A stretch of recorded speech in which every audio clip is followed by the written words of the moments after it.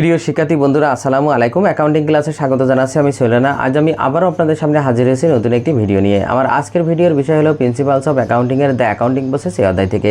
আর যে প্রশ্নটি করাবো সেটি ন্যাশনাল ইউনিভার্সিটি অনার্স অ্যাকাউন্টিং ডিপার্টমেন্টে 2015 সালে এসেছিল। আর প্রশ্ন নাম্বার ছিল 10।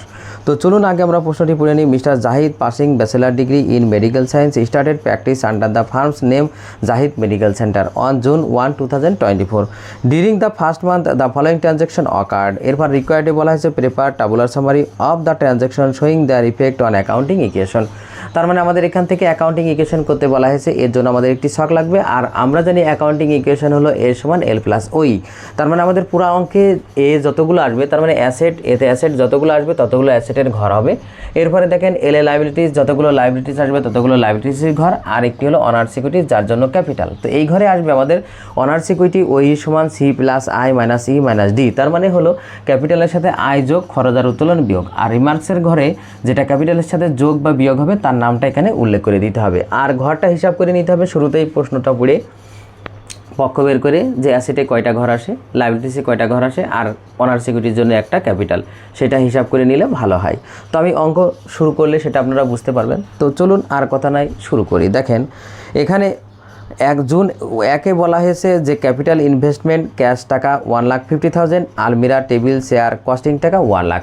এর মানে হলো যে মালিক 1 লক্ষ টাকা নগদ, শেয়ার টেবিল বা শেয়ার টেবিল আর মালিক বাবদ 1 লক্ষ টাকা ব্যবসায় বিনিয়োগ করলো। তার মানে এটা আরেকটু ক্লিয়ার করলে এইভাবে হবে যে আমরা নগদ 1,50,000 টাকা ও আসবাবপত্র 1 লক্ষ টাকা নিয়ে ব্যবসা শুরু করা হলো। তো এই লেনদেনটার প্রথমে আমাদের কি করতে হবে? পক্ষ বের করতে হবে। ঠিক এইভাবে কি নিয়ে ব্যবসা শুরু করা হলো? ক্যাশ আর ফার্নিচার।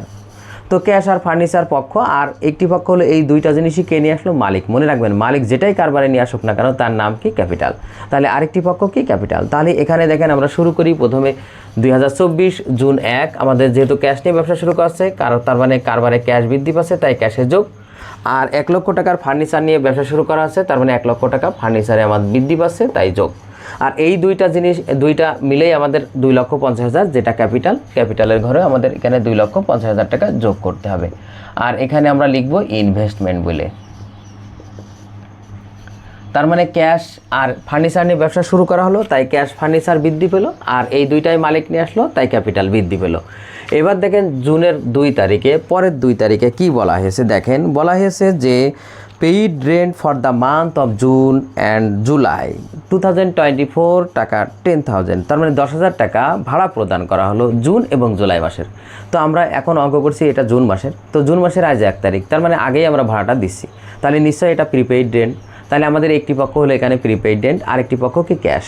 তো আমরা যেহেতু প্রিপেইড রেন্ট পেইড করছি, প্রিপেইড রেন্ট একটি খরচ, মনে রাখবেন খরচ অগ্রিম হলে সেটা অ্যাসেট, তাহলে অ্যাসেটের দিকে আমাদের একটা ঘর হবে। তো প্রিপেইড রেন্ট এখানে আমাদের কত? 10,000 টাকা আমরা এখানে লিখলাম, যেহেতু আমাদের প্রিপেইড রেন্ট সম্পদ বৃদ্ধি পাচ্ছে।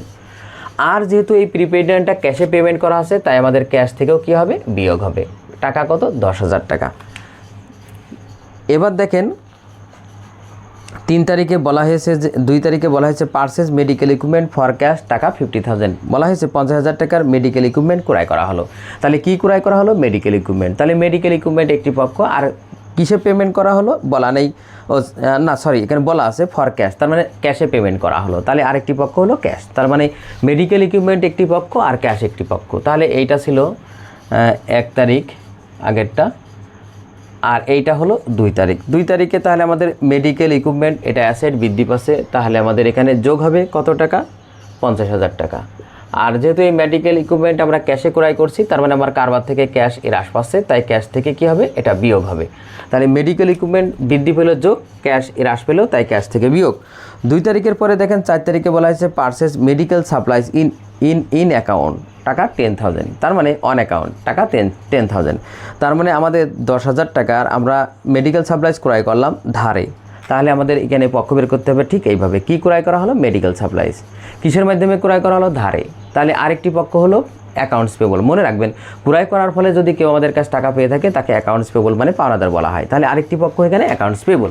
তাহলে আমরা এখানে 4 তারিখ দিয়ে দেখেন আমাদের প্রথমে সাপ্লাইজ 10,000 টাকা ক্রয় করছি, তাহলে সাপ্লাইজ আমাদের বৃদ্ধি পাচ্ছে 10,000, আমরা যোগ করলাম।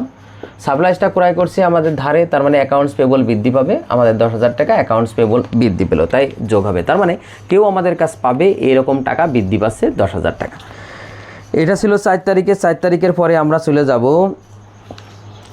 11 তারিখে সার্ভিস রেভিনিউ রিসিভড ফর টাকা 60,000। তার মানে বলা হয়েছে যে নগদে 60,000 টাকা আয় করা হলো। তাহলে আমাদের পক্ষ বের করতে ঠিক এইভাবে যে নগদে আমরা একটা সেবা দিলাম, তার মানে সার্ভিস রেভিনিউ একটি পক্ষ, কি প্রদান করা হলো সার্ভিস, তাহলে সার্ভিস রেভিনিউ একটি পক্ষ, কিসের বিনিময়ে ক্যাশে, তাহলে ক্যাশ আরেকটি পক্ষ। তো মনে রাখবেন যদি আমরা কাউকে সেবার বিনিময়ে ক্যাশ পাই তাহলে অবশ্যই ক্যাশ বৃদ্ধি পাচ্ছে, তাহলে ক্যাশে কী হবে যোগ হবে।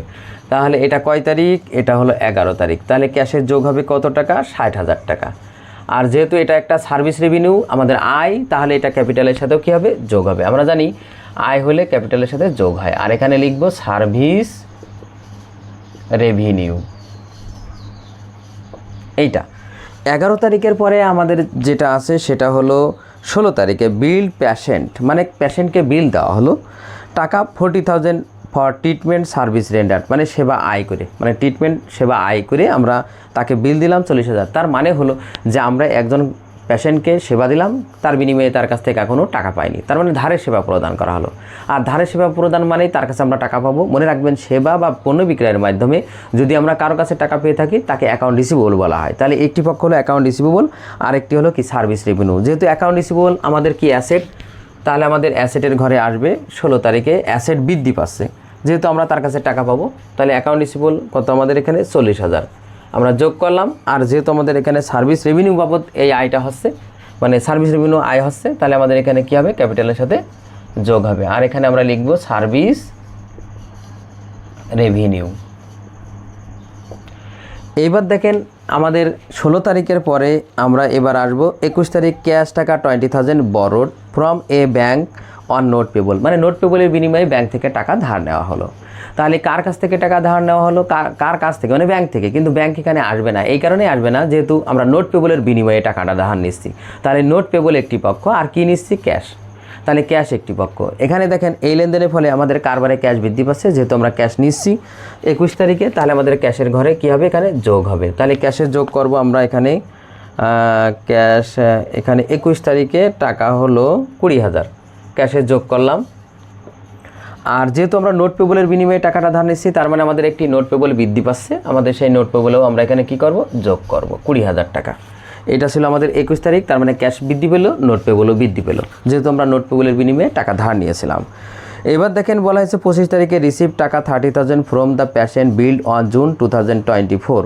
তার মানে আমরা যে অ্যাকাউন্ট রিসিভেবলের যে বিল দিয়েছিলাম পেশেন্টকে, সেই টাকাটা আমরা এখানে পেলাম। তার মানে 25 তারিখে আমরা এখানে টাকাটা পেলাম। কার কাছ থেকে টাকাটা পেলাম, অ্যাকাউন্ট রিসিভেবলের কাছ থেকে। মনে রাখবেন যেহেতু বিল করা হয়েছিল সেই টাকা পেলাম, তার মানে অ্যাকাউন্ট রিসিভেবলের কাছ থেকে টাকা পেলাম। তাহলে অ্যাকাউন্ট রিসিভেবল একটি পক্ষ আর ক্যাশ একটি পক্ষ। তো অ্যাকাউন্ট রিসিভেবলের কাছ থেকে টাকা পেয়েছিলাম কত 30,000 টাকা, তাহলে অ্যাকাউন্ট রিসিভেবল কী হবে এখানে হ্রাস পাবে, আর ক্যাশ যেহেতু পাচ্ছে ক্যাশ বৃদ্ধি পাবে।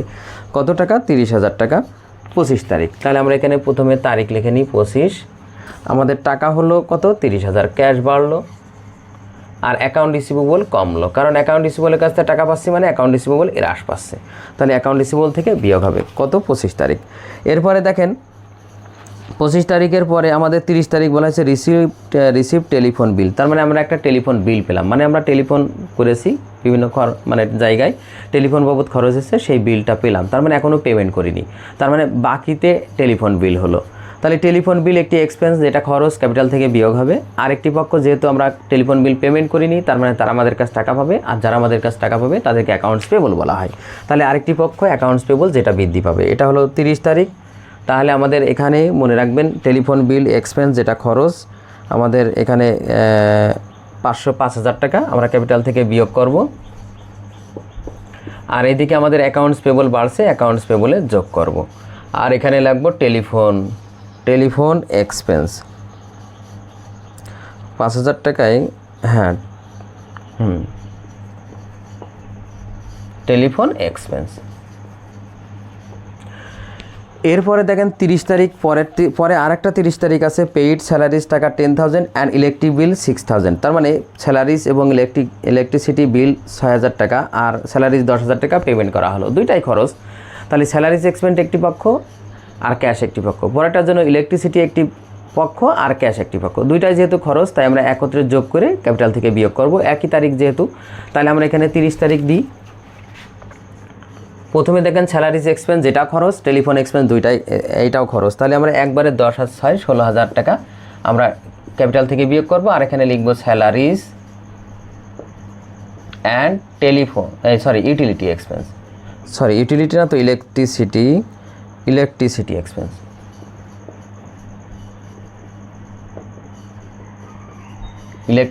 এক্সপেন্স, তো আর আমরা নিশ্চয়ই এটা ক্যাশে পেমেন্ট করছি, তাহলে আমাদের এখানে ক্যাশ থেকে বিয়োগ হবে 16,000, আমরা ক্যাশ থেকেও এখানে 16,000 টাকা বিয়োগ করলাম।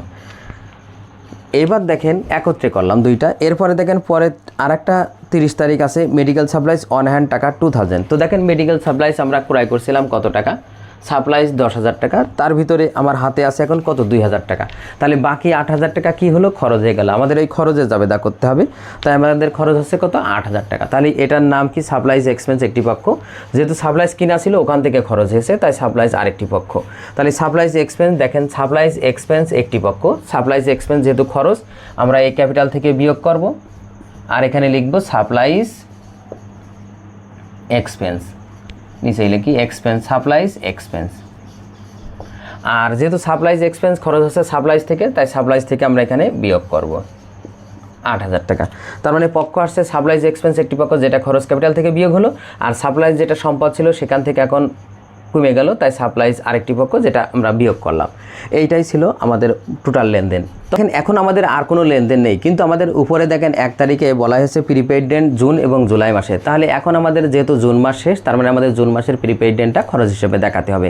যেহেতু আমরা 2 মাসের জন্য মোট 10,000 টাকা রেন্ট প্রিপেইড দিয়েছিলাম, তাহলে 1 মাসের জন্য এখন কত হবে 5,000 টাকা, সেটা এখন আমাদের এক্সপেন্স হিসেবে দেখাতে হবে প্রিপেইড রেন্ট থেকে। তার মানে আমাদের একটি পক্ষ এখানে রেন্ট এক্সপেন্স, আরেকটি পক্ষ হলো কি প্রিপেইড রেন্ট। তাহলে আমাদের এখন সেই কাজটাই করতে হবে। তার মানে আমাদের রেন্ট এক্সপেন্স, তার মানে কি আমরা এটা খরচ 30 তারিখে আমরা দিতে হবে। তাহলে আমরা এখানে 30 তারিখে, তাহলে রেন্ট এক্সপেন্সটা কি খরচ, তাহলে 5,000 টাকা আমাদের খরচ হিসেবে এখানে ক্যাপিটাল থেকে বিয়োগ করব, আর আমরা এখানে লিখব কি রেন্ট এক্সপেন্স। আর যেহেতু এটা আমাদের প্রিপেইড রেন্ট থেকে খরচ হচ্ছে, তার মানে আমাদের প্রিপেইড রেন্ট থেকে আমাদের এই 5,000 টাকা বিয়োগ হবে। তার মানে আমাদের পক্ষ এখানে আসছে রেন্ট এক্সপেন্স যেটা খরচ ক্যাপিটাল থেকে বিয়োগ, আর আগে যেহেতু প্রিপেইড রেন্ট দেওয়া ছিল সেটা এখন হ্রাস পাচ্ছে 5,000 টাকা, প্রিপেইড আর থাকছে না, 1 মাস খরচ হয়ে গেল, তাই 5,000 টাকা আমাদের প্রিপেইড রেন্ট থেকে বিয়োগ করে দেখাতে হবে। আমাদের আর কোনো লেনদেন নেই। এবার আমাদের কাজ হবে এই যে এই অ্যাসেটেরগুলো এবং লাইবিলিটিস অ্যান্ড অনার্স ইকুইটির যার যার ঘরের টাকা যোগ করে নিচেই বসাতে হবে। তো আমাদের দেখেন প্রথমে ক্যাশে আসবে আমাদের হলো 1,84,000 টাকা, যোগ বিয়োগ করে আমরা এখানে লিখলাম 1,84,000। এরপরে দেখেন আমাদের অ্যাকাউন্ট রিসিভেবল আসবে হলো 10,000, আমরা এখানে 10,000 লিখলাম। ফার্নিচার আমাদের 10,000, ফার্নিচারও আমাদের 10,000 না 1 লক্ষ, আমরা ফার্নিচার 1 লক্ষ লিখলাম। এরপরে ইকুইপমেন্ট 50,000 লিখলাম ইকুইপমেন্টের ঘরে। আর সাপ্লাইজ আমাদের 10,000 থেকে 8,000 বাদ দিলে থাকে 2,000 লিখলাম। প্রিপেইড রেন্ট আমাদের এখানে থাকে কত 5,000। ঠিক অনুরূপভাবে অ্যাকাউন্টস পেবলে আমাদের দেখেন অ্যাকাউন্টস পেবল 10,000 আর 5,000 কত হবে 15,000, আমরা 15,000 লিখলাম। আর নোটস পেবল 20,000 লিখলাম। আর সর্বশেষ ক্যাপিটালে আমাদের আসবে হলো 3,16,000, আমরা এখানে লিখলাম 3,16,000। এইবার আমাদের কাজ হবে যে অ্যাসেটের যে যার যার ঘরের টাকার যোগফল আমাদের করে এখানে টোটাল করা, তার মানে 1,84,000, 10,000 আর 1,50,000, 2,000 আর 5,000 যোগ করে হবে আমাদের কত 3,51,000। আমরা এখানে লিখব টাকা 3,51,000। এরপর আমরা এটা ক্লোজ করব। ঠিক এই পাশেও আমাদের যে 3,51,000 আসবে, আমরা এই পাশেও যোগ করলাম। এবার আমরা কি করব, এটা ক্লোজ করে দেবো, আর 2 পাশ মিলে যাবে, আমাদের অঙ্ক হয়ে যাবে। তো ছাত্রছাত্রী বন্ধুরা, আজ এ পর্যন্তই। আমার ভিডিওটি কেমন হলো অবশ্যই কমেন্ট করে জানাবেন। যদি ভিডিওটি ভালো লেগে থাকে অবশ্যই ভিডিওতে একটি লাইক দেবেন। এছাড়াও অন্যান্য বন্ধুদের দেখার সুযোগ করার জন্য অবশ্যই ভিডিওটি শেয়ার করবেন। আর আমার চ্যানেলে আপনি নতুন হয়ে থাকলে অবশ্যই চ্যানেলটি সাবস্ক্রাইব করবেন। সবাইকে ধন্যবাদ। আল্লাহ হাফেজ।